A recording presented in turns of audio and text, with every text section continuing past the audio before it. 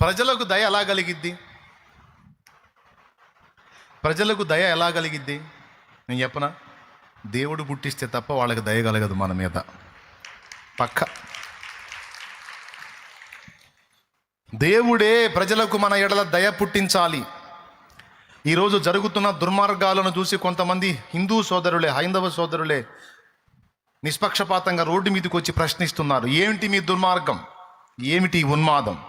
ఎందుకు క్రైస్తవులను ఇలా హింసిస్తున్నారు? ఏం మనకున్న స్వేచ్ఛ వాళ్ళకి లేదా? వాళ్ళు భారతీయులు కాదా? వాళ్ళ ఎడల ఎందుకు ఇంత దుర్మార్గంగా వ్యవహరిస్తున్నారని ఈరోజు హైందవులే ముందుకొచ్చి, పురుషులలోనూ స్త్రీలలోనూ కూడా అనేక మంది వచ్చి అనేక మందిని ప్రశ్నిస్తూ ఉన్నారు. ఇది శుభ పరిణామం. దేవునికి స్తోత్రం కలుగును గాక. హల్లెలూయా. బాగా వినండి.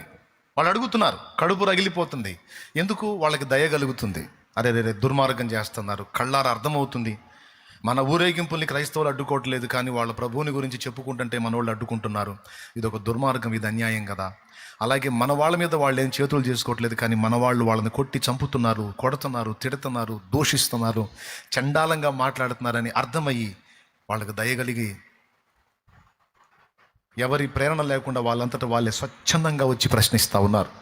యూట్యూబ్లో వీడియోలు చూస్తూ ఉంటే దేవుని కృతజ్ఞతలు చెప్తా ఉన్నాను. నిజంగా వాళ్ళలో ఈ చైతన్యం తీసుకొచ్చినందుకు నీకు స్తోత్రం తండ్రి అని దేవుని మహింపరుస్తూ ఉన్నాను. ప్రియులారా, ప్రజలకు దయ పుట్టాలి, ప్రజలకు కనికరం రావాలి, రాజులకు అధికారులకు కూడా దయ పుట్టాలి అంటే దేవుడు జోక్యం చేసుకోవాలి.